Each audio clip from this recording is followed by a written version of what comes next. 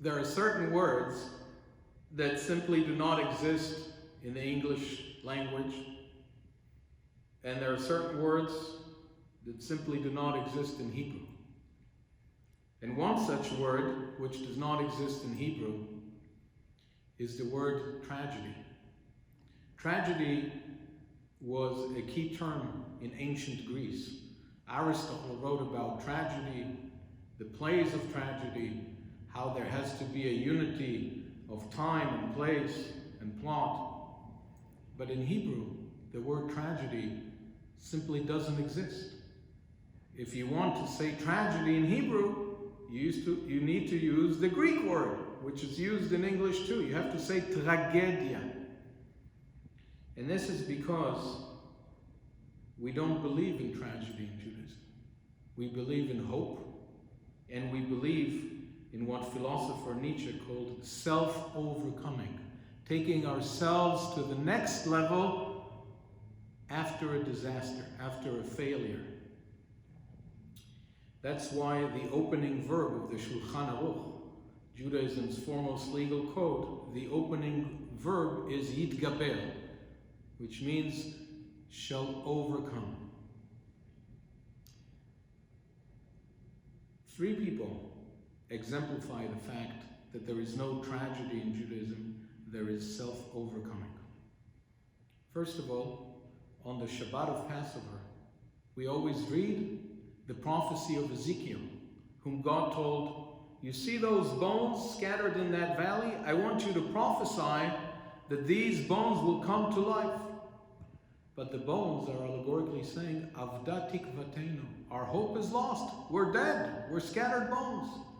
But then lo and behold, a miracle occurs, the bones reintegrate, sinews and tissues and skin grows over the bones, and they take living form again, and they march back to life. And then the prophet Ezekiel is told by God Almighty, Atzamot ha'ele kol Beit Yisrael hema. These bones are the entire house of Israel. This is the story of the Jewish people. If you think about it, 7.5 decades ago, this prophecy became literally and physically true, as we saw walking skeletons walking out of the concentration camps and becoming teachers of humanity. People like Elie Wiesel, people like Primo Levi. I want to tell you about 3 such people. One is Israel Crystal, who passed away a couple of years ago, a month short of his 114th birthday. When he died, he was the oldest man in the world. He was also a Holocaust survivor from Lodz.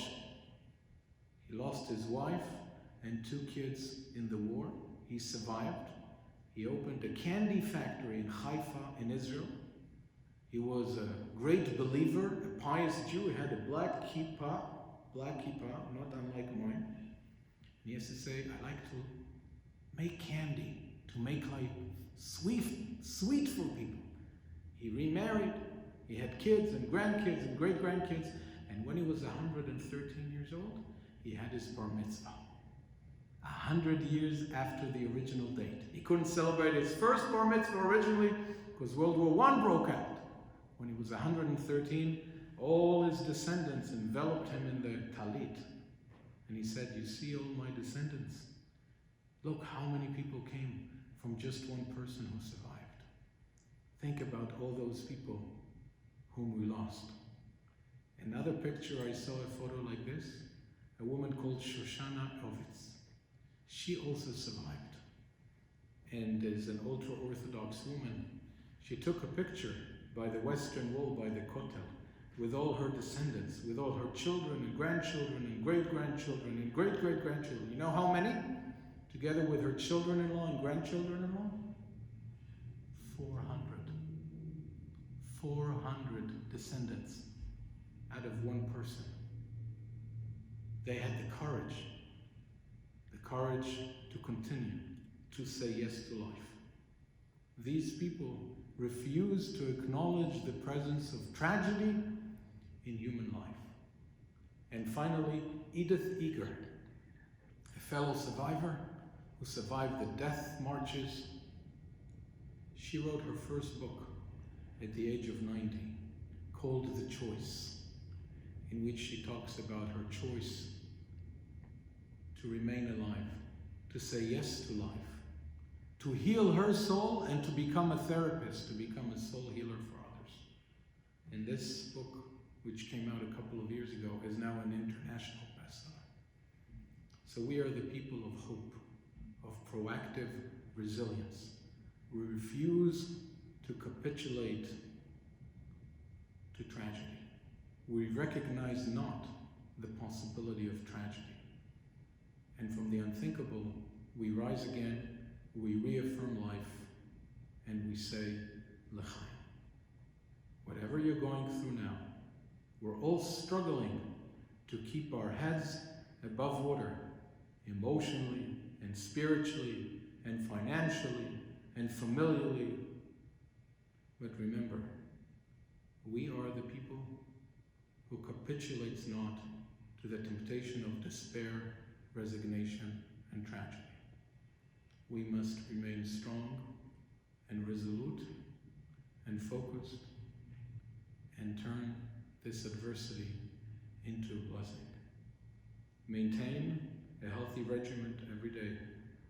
Exercise, watch what you eat, pray, connect lovingly to your loved ones, make phone calls to others. Remember, there is light at the end of the tunnel. That light is the inner core of your soul. That light is God Almighty. Chag Sameach, Chazak, Chazak v'nitchazek. Be strong, and together we shall emerge even strengthened. Happy Passover.